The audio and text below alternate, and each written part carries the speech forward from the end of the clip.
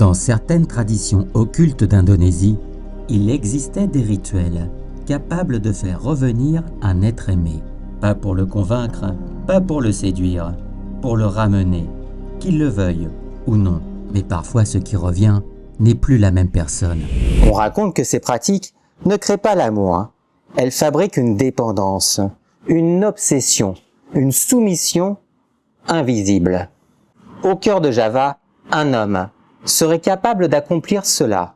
En 3 jours, Mas Arief Tatang, surnommé Mas Tete. Cet homme est aujourd'hui connu comme le roi des sorts d'amour indonésien. Rappeler le mari pour qu'il soit heureux avec sa femme, c'est mon quotidien, déclare Mas Tete. À l'adolescence, Mas Tete connaissait l'art des filtres d'amour et il le maîtrisait déjà à la perfection. Il avait l'habitude d'aider ses amis en proie à des problèmes de cœur. Un don héréditaire, sans aucun doute. Son grand-père était d'ailleurs surnommé le roi des filtres d'amour. Lors de la publication de ce magazine, il y a 20 ans, Mas Tete était alors âgé de 45 ans et ses talents surpassaient déjà ceux de son grand-père. De nos jours, certains l'appellent guérisseur, d'autres le marionnettiste.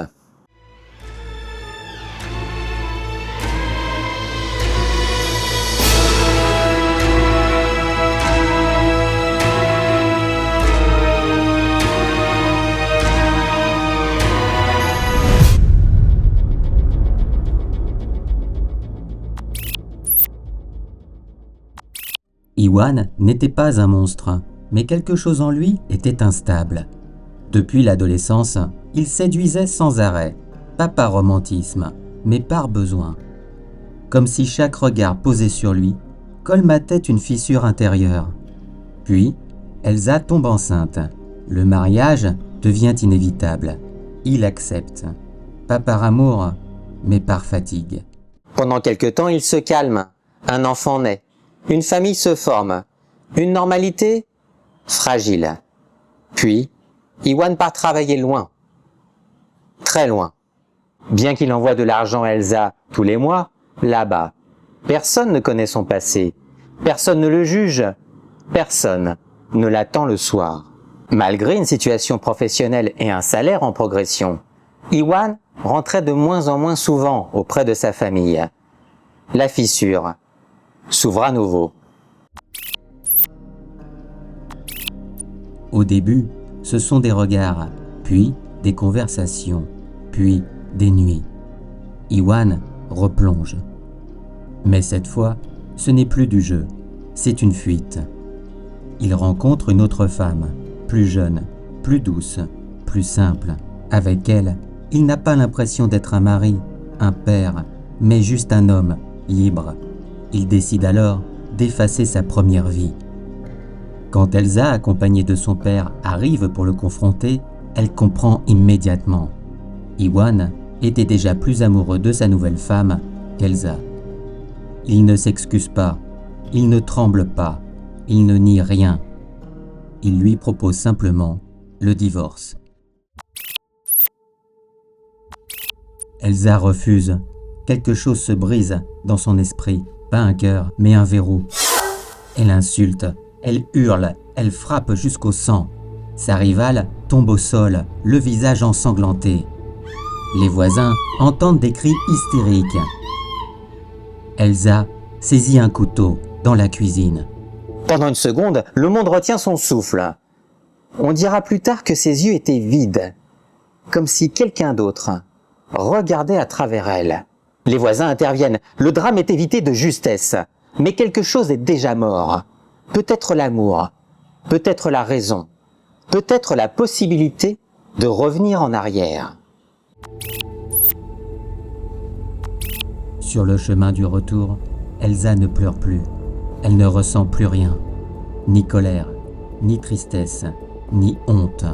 Juste un trou noir.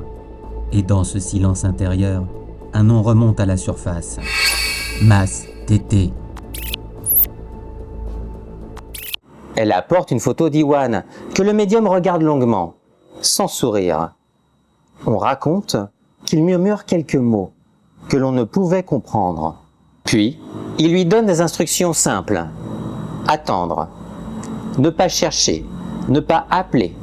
Ne pas résister. Attendre. 3 jours. Certaines traditions affirment que ces rituels n'agissent pas sur le cœur, mais sur l'esprit endormi. Pendant le sommeil, l'âme serait plus vulnérable, moins protégée, et quelque chose pourrait s'y glisser. Pas pour convaincre, pour attacher, comme on attache un animal, pour qu'il ne puisse plus fuir. Le récit d'Elsa se termine de la façon suivante. Elsa était à la fois stupéfaite et heureuse. Stupéfaite, car elle n'avait pas imaginé que son mari serait soudainement de retour à Surabaya 3 jours après sa visite chez Mastété. Heureuse, car l'amour de son mari était bel et bien revenu. Elsa a peut-être témoigné de façon enthousiaste, peu de temps après le retour de son mari. N'oublions pas ici que Mastété fait la promotion de ses talents, et comme tout bon commerçant, il ne va pas évoquer les aspects, disons, ambigus de son entreprise, et encore moins publier des témoignages négatifs. Mais repensons à Elsa et Iwan. Imaginons un instant l'après. Comment vivre et assumer au quotidien une relation pervertie par un sort? Essayez de visualiser le retour soudain d'Iwan. Iwan, qui se demande pourquoi il est revenu, qu'il a juste ressenti un appel, qu'il n'arrivait sans doute plus à penser à autre chose, qu'il ne dormait plus, qu'il rêvait d'Elsa toutes les nuits, et peut-être que dans ses rêves, elle ne parlait pas, elle le regardait, et derrière elle, quelque chose bougeait dans l'ombre, quelque chose qui n'avait pas besoin de dormir. Peut-être qu'un jour, Elsa réalisera alors quelque chose d'insupportable.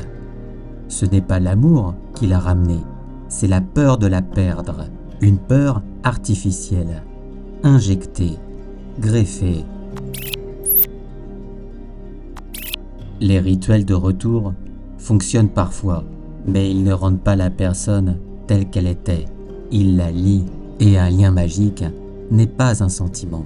C'est une contrainte, comme une chaîne invisible, attachée à l'âme. Alors si un jour, quelqu'un qui vous a quitté revient soudainement, sans raison, sans explication, sans émotion, posez-vous une question. Est-ce qu'il est revenu par amour ou parce qu'on l'a appelé depuis un endroit où l'on ne peut pas refuser? Dans cette publicité du mage, il est très clairement stipulé la chose suivante. Contrôlez la fidélité de votre femme avec la malédiction d'amour de Mastété. La malédiction d'amour.